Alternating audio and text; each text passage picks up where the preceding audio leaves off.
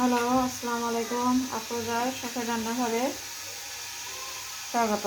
আমি আজকে করব মূলা ভাজি। লাগছে মূলা, এখানে আমি কুচি কুচি করে কেটে নিয়েছি।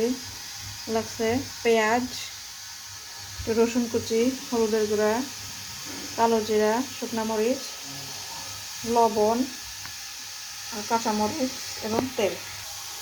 আমরা তো মূলা অনেকভাবেই রান্না করে খাই, সবাই কম বেশি। আজকে আমি কালো জিরার ফোড়ন দিয়ে মূলা ভাজি করব। এখানে আমি দিয়ে দিলাম তেল, দিয়ে দিলাম 4 চামচের হাফ চামচ কালো জিরা আর শুকনো মরিচ। আমি মূলাটাকে কেটে গরম পানি দিয়ে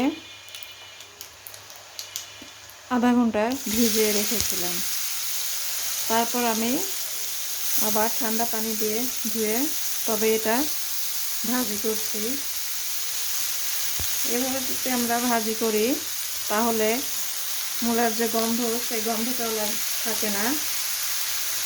আর খেতে খাওয়ার সময় তো বুঝতেও পারবে না যে এটা আমরা কী ভাজি। দিলাম 4 চামচের হাফ চামচ লবণ। তো ভাজিটা মজে গেলে লবণটাও তখন কমে যাবে। এখন যদি আমি বেশি লবণ দিই তাহলে লবণের পরিমাণটা বেশি হয়ে যাবে।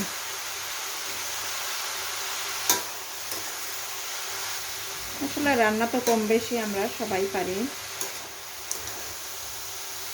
তবুও আমি আজকে এটা আপনাদের জন্য শেয়ার করলাম। এখানে আমি দিয়ে দিলাম 5-6টা কাঁচামরিচ।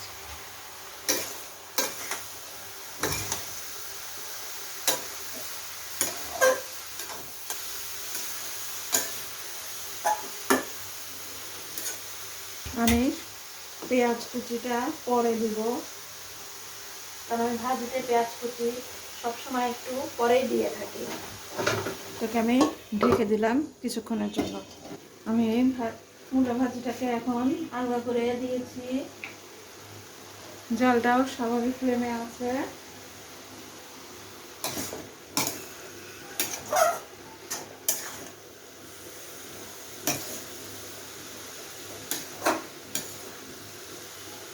এখন আমি এখানে দিয়ে দেব পেঁয়াজ কুচি। দিয়ে দিচ্ছি পেঁয়াজ কুচি।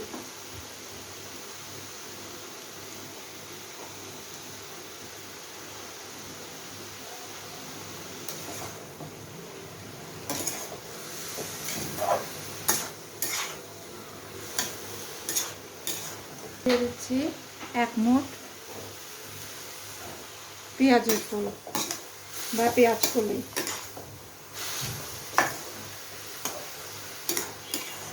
এটাকে আর ঢেকে রান্না করব না, ঢেকে দিলে শুধু পানিই ছাড়তে থাকবে।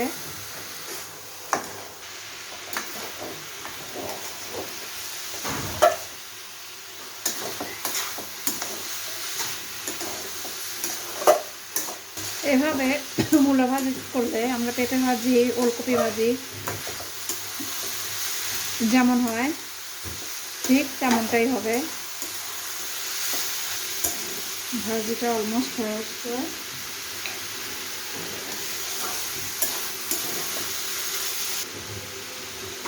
বলেছিলাম লবণ লাগলে আমি পরে একটু লবণ দেবো, এখন আমার একটু লবণ দিয়ে দিলাম।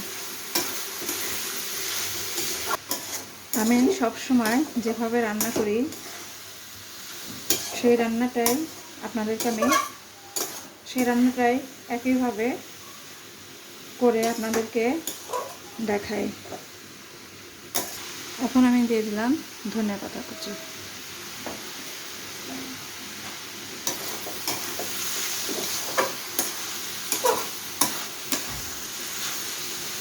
আমি আগে বলেছি ধনে পাতাটা আমি ধুয়ে কেটে কুচি করে কেটে ডিপে রেখে দেই।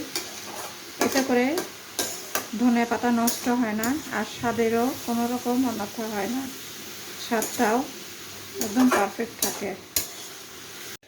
কেমন লাগলো মূলা ভাজি আপনারা অবশ্যই বাসায় করবেন, আমাকে লাইক কমেন্ট করে জানাবেন, আর আপনারা সবসময় পাশে থাকবেন এবং আমার চ্যানেলটাকে অবশ্যই সাবস্ক্রাইব করতে ভুলবেন না। ধন্যবাদ।